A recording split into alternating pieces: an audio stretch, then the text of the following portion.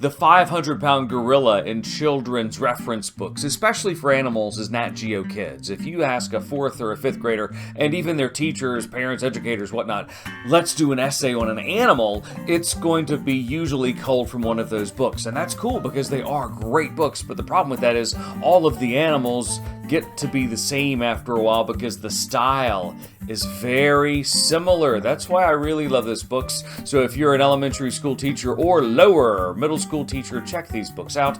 It's a curious collection of dangerous creatures. It's an illustrated encyclopedia. It's from Sammy Bailey. And Sammy Bailey has produced 3 of these now. This is the middle one. The first one was, I think, Curious Creatures of Absurd Origins, and the other one, the third one, is something like Curious Collection of Animals That Are Partners or something like that.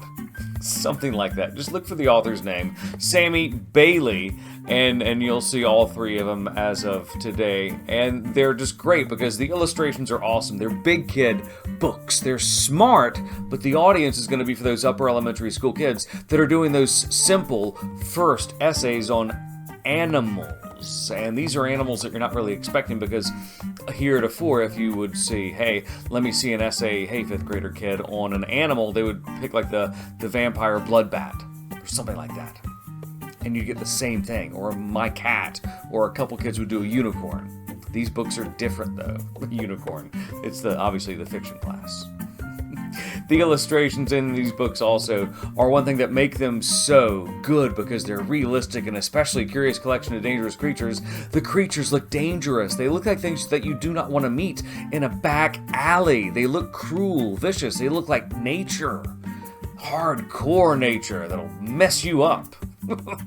I love that, and some of the animals are awesome. We had blowfish one time. Blowfish is one of the animals in here. If you're ever in Japan and you say, hey, let me try some blowfish, because they've got the sushi chefs who can cut it up, it's not that good. We got it about 20 years ago. It cost us $100 a plate then, and it tasted like chicken. It wasn't that good.